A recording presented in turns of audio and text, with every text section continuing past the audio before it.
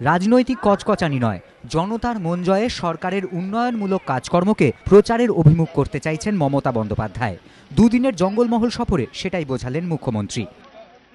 মঙ্গলবারের মতো বুধবার ঝাড়গ্রামের সভাতেও দেখা গেল একই ভূমিকায়। রাজনৈতিক সমালোচনা থেকে দূরে রইলেন মুখ্যমন্ত্রী, বললেন উন্নয়নের কথা। মুখ্যমন্ত্রীর আশা, শান্তি উন্নয়নের জঙ্গলমহল একদিন পথ দেখাবে সবাইকে। আমার জঙ্গলমহল শান্তির মহল, স্বস্তির মহল, শক্তির মহল এবং উন্নয়নের মহল হিসেবে সারা পৃথিবীকে পথ দেখাক। জঙ্গলমহলের ছাত্র যুবদের উদ্দেশ্যে মুখ্যমন্ত্রীর পরামর্শ, শুধু ভালো খেলাধুলাই নয়, উচ্চশিক্ষায় এগিয়ে উন্নত মানুষ হতে হবে। তার জন্য সরকার সব রকম সাহায্য করবে। আমি আপনাদের কাছে রিকোয়েস্ট করব, পড়াশোনাটা ভালো করে করুন। আমার আদিবাসী ঘরের ভাই বোনেরা, আমার তপশিলি ঘরের ভাই বোনেরা এবং আমার সংখ্যালঘু ঘরের ভাই বোনেরা, আমার সাধারণ ঘরের ভাই বোনেরা, তারা এগিয়ে আসুক। তারা যাতে উচ্চশিক্ষায় শিক্ষিত হতে পারে, সব রকম সুযোগ সুবিধা আমরা দেব।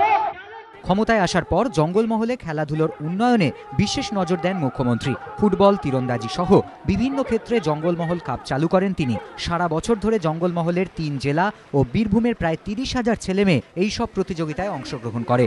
তাদের মধ্যে সফল প্রতিযোগীদের হাতে ঝাড়গ্রাম স্টেডিয়ামের এক অনুষ্ঠানে এদিন পুরস্কার তুলে দেন মুখ্যমন্ত্রী।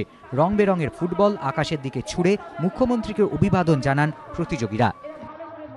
প্রতিযোগীদের উৎসাহ দিতে মুখ্যমন্ত্রীর অনুরোধে কলকাতা থেকে আসেন সুব্রত ভট্টাচার্য, গৌতম সরকার, কমটন দত্ত, বিদেশ বসু, উলগানাথনের মতো প্রাক্তন ফুটবলাররা। ছিলেন ক্রীড়ামন্ত্রী মদন মিত্র। রাজনৈতিক পর্যবেক্ষকদের ব্যাখ্যা, ক্ষমতায় এসে রাজ্যের উন্নয়নকেই পাখির চোখ করেছেন মুখ্যমন্ত্রী। একের পর এক নির্বাচনে তৃণমূলকে জিতিয়ে মানুষ তাতে ভালো সাড়া দিচ্ছে বলেই তাদের ধারণা। তাই লোকসভা ভোটের আগে শুধুমাত্র বিরোধীদের আক্রমণ না করে সরকারের উন্নয়নমুখী কাজকে তুলে ধরে সাধারণ মানুষের মন জয়ের কৌশল নিয়েছেন মমতা বন্দ্যোপাধ্যায়।